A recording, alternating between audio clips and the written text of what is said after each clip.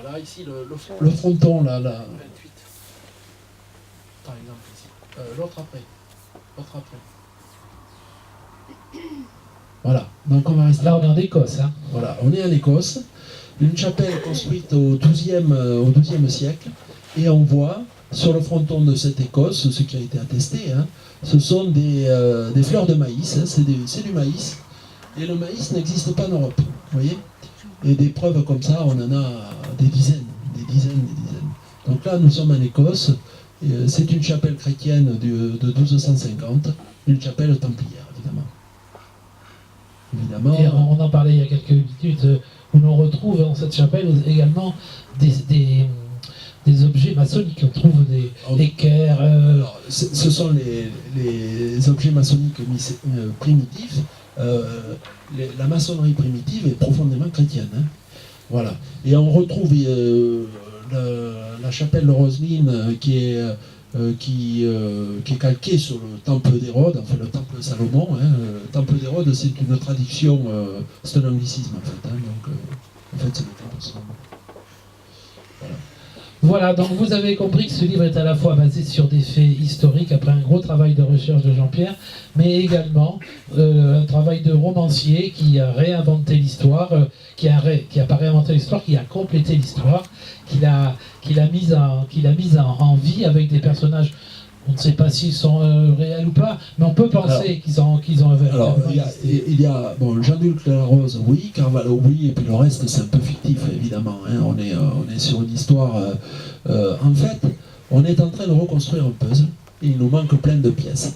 Alors, il y a un atelier de recherche, aujourd'hui, composé de quelques hommes et de quelques femmes, qui sont historiens, et on essaie de reconstruire, de retrouver. Alors, bon, ça prend du temps.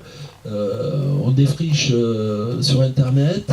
Une fois qu'on a trouvé une piste, on va voir sur place.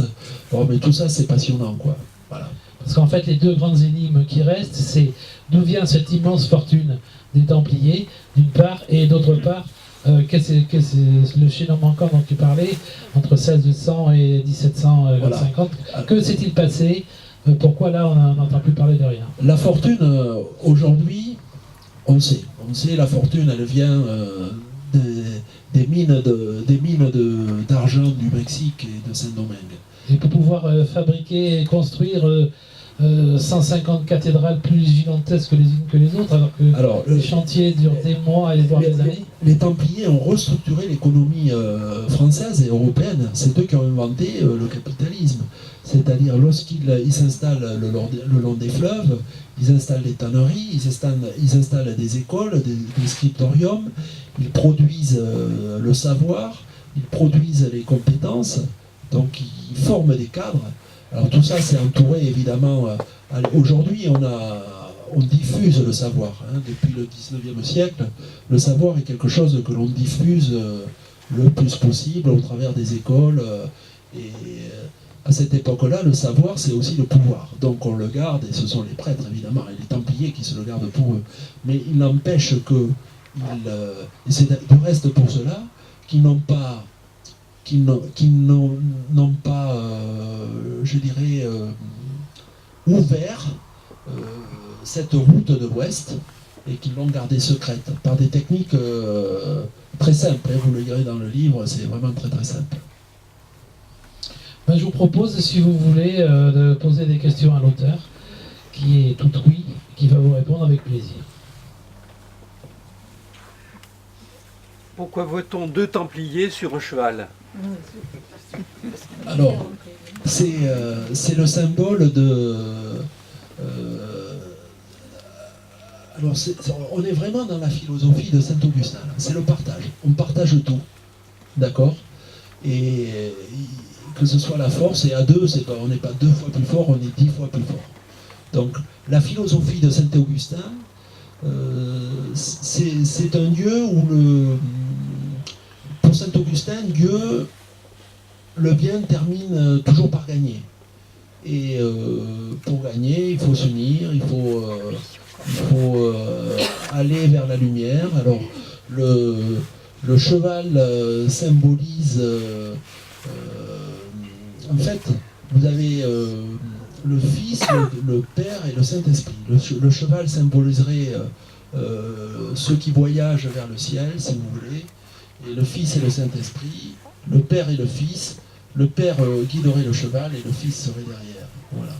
Mais il ne faut pas oublier aussi que Philippe le Bel avait une vision, puisque lui disait que ces deux chevaliers sur un cheval étaient le symbole même de la sodomie. Voilà. Ils ont été accusés d'être sodomites, n'est-ce pas?